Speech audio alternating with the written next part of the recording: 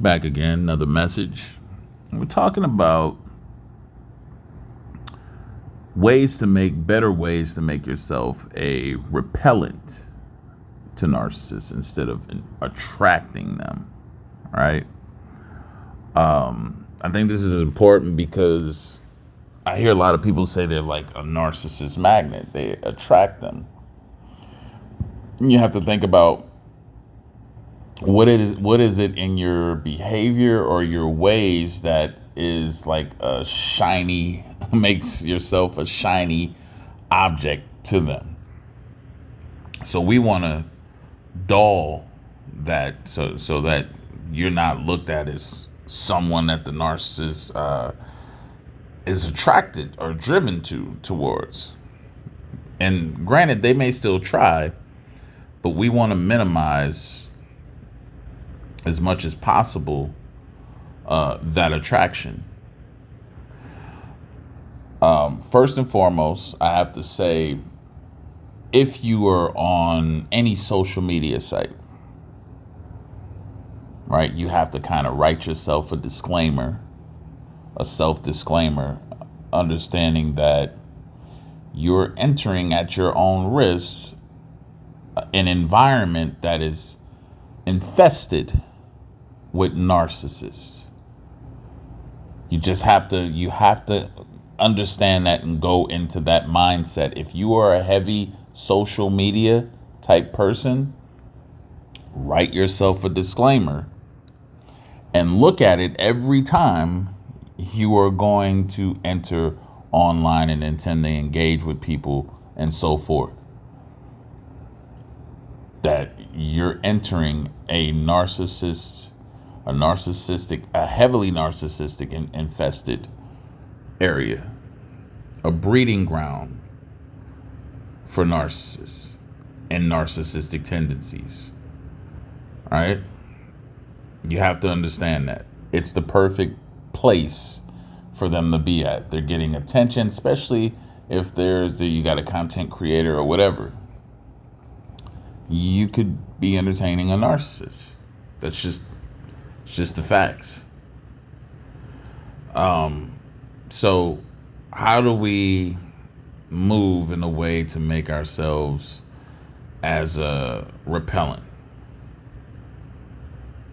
I just got some ideas and think that these can help at least. I'll say one thing: if you lack or if you struggle with emotional independence, right? With narcissists, they feed on emotional validation. So by becoming self-reliant and internally motivated, you will automatically deny the reinforcement that they crave. All right? Avoid oversharing your vulnerabilities, especially in early, getting to know phases of anyone. Right? This is going to limit their ability to weaponize your emotions because that's all they want information for, is to weaponize those things later. A big one, and people probably overlook this. Critical thinking. That's a major one that gets pushed to the side. Not a lot of people use critical thinking, and this is why a lot of people still encounter narcissists or entertain narcissists unknowingly. They're just on autopilot. No type of critical thinking. You have to question flattery. You have to question excessive charm. And these are all things narcissists use, as tools to lure people into their orbit. Analyze their actions. Analyze their actions. Again, analyze their actions rather than their words. They'll make grand promises, but often they're going to fall short of it, or they're going to behave contrary to what a person who is not a narcissist would. And if you're paying attention, you're going to pick up on it right away. Focus on authenticity. You got to learn how to at least prioritize genuine, reciprocal relationships. Because narcissists are less likely to engage with individuals who value depth over surface level connections. They don't if you really stand your ground on being in depth and really putting in the work versus surface level connections, a narcissist is going to be 1 foot out the door with you backing out. Yeah, they don't want to put that work in, right? One thing I can't stress, but it works. Start practicing emotional detachment. Don't react to attempts to provoke or control you. That's one of the main go-tos for narcissists. Narcissists thrive on attention, whether it's positive or good. You have to remember that. It doesn't matter if it's negative attention. They love it. They eat that up too. All right? They're going to eat that up.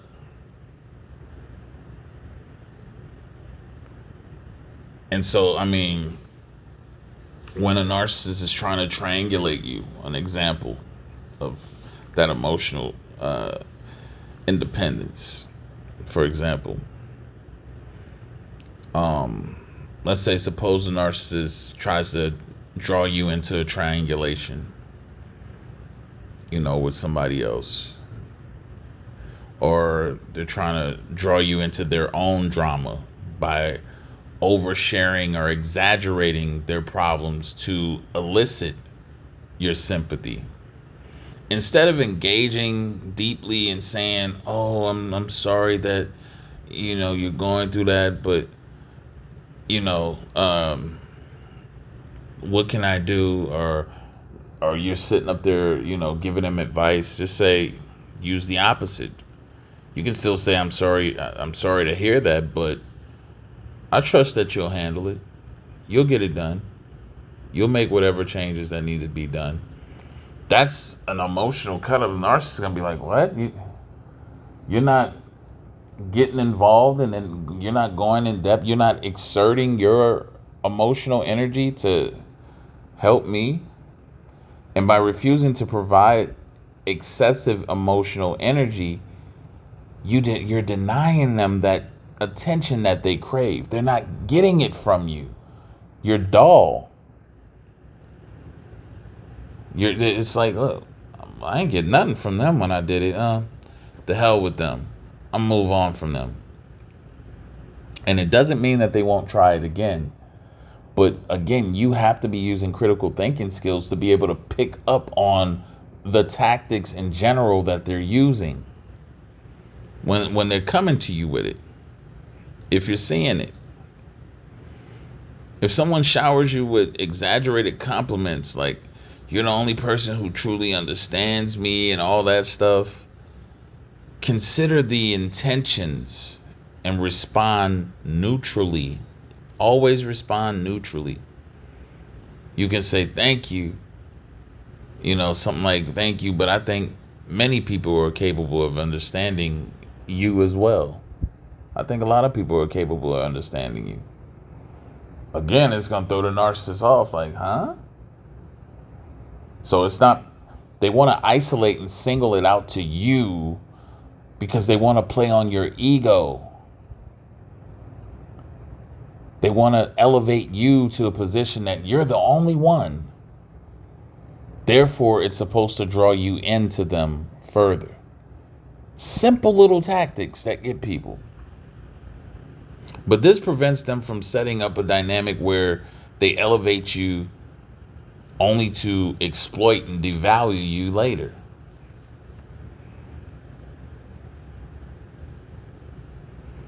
Right?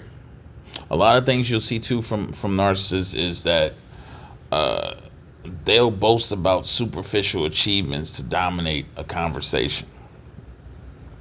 Instead of competing or validating them, steer the conversation towards something meaningful. You can say something like, that's interesting. What did you learn from that experience, though? Ooh, now you're bringing it back to them where they have to self-reflect and go through, do some introspection, right? They don't want to do that. If you're always doing that and say, but what did you learn? What did you get out? You're not, you're going to be looked at as, you're, again, you're, you're like a wall. They're not getting anything from you.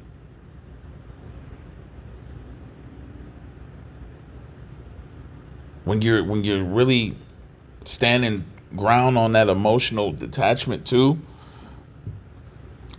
when a narcissist criticizes you or makes passive aggressive comments or statements that provoke a reaction, stay calmly and reply nonchalantly.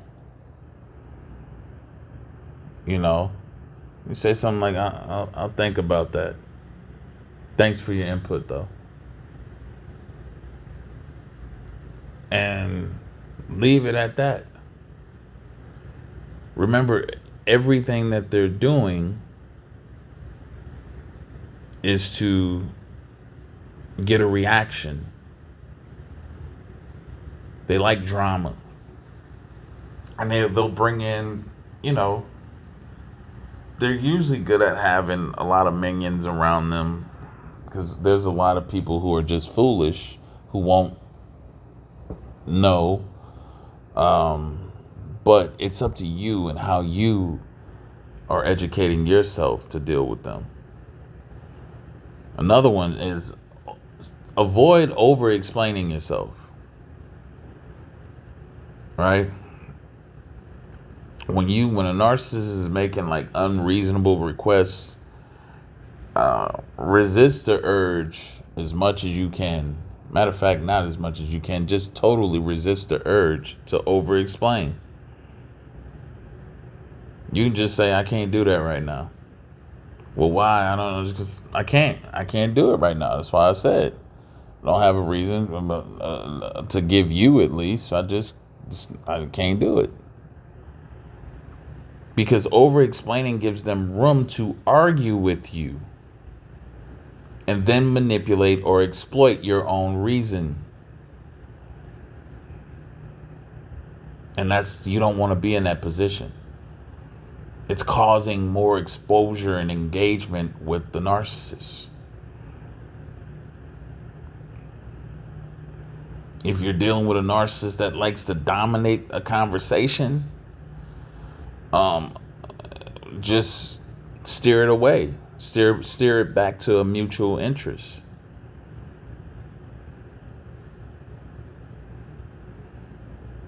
You know?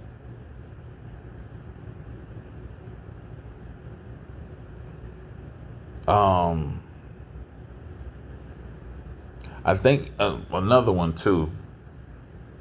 One thing that's also make sure you're setting up consequences for the narcissist overstepping. If they're ignoring all of that, they're ignoring your boundaries and all of this.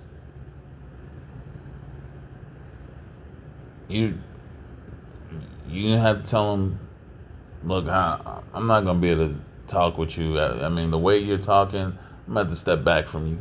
I can't talk. I can't. I'm gonna have to step away from dealing with you. And you have to actually do that. Because if you say it and don't do it, you're gonna be looked at it as a joke to them. So one of the biggest things is when you set consequences, make sure you're keeping and holding that position. Narcissists, they're going to test the limits, but clear consequences signal that you're not the one. You're serious about protecting your space. Again, it makes you unattractive to a narcissist.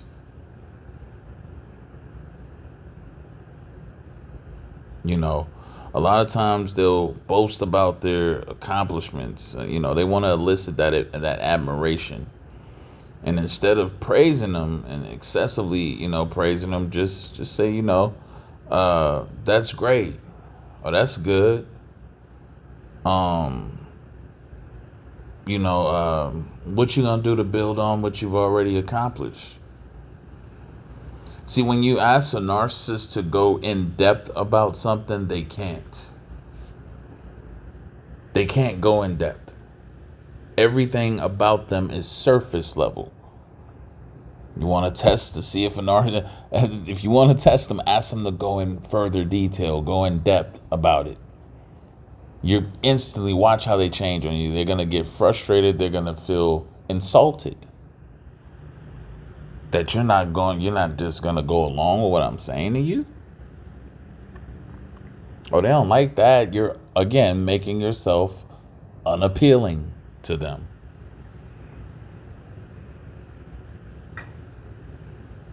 Right? These are all things that you can do and you have to be conscious of.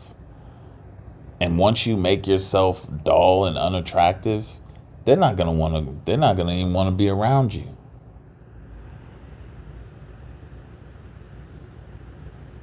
So these things will help you become an unappealing target for narcissists.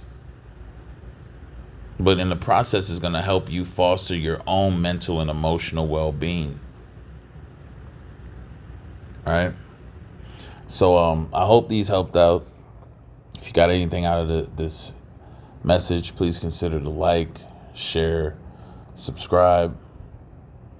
If you need a one-on-one consultation or if you're interested in one, just feel free to email me. My email's in the description box. I'll get you information on how to go about doing that.